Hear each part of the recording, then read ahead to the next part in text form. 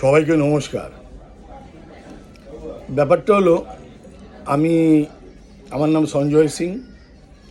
আজকে তারিখ হলো 22 তারিখ। আমি দীঘার হোটেল চেক আউট করে বেরিয়ে এসেছি সপরিবারে।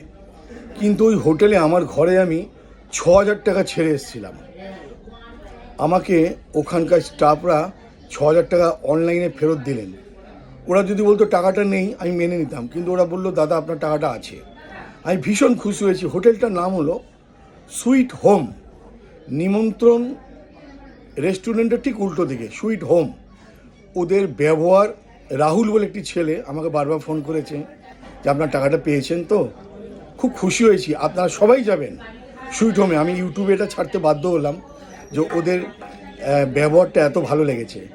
হোটেল সুইট হোম, নিমন্ত্রণ রেস্টুরেন্টের ঠিক উল্টো দিকে।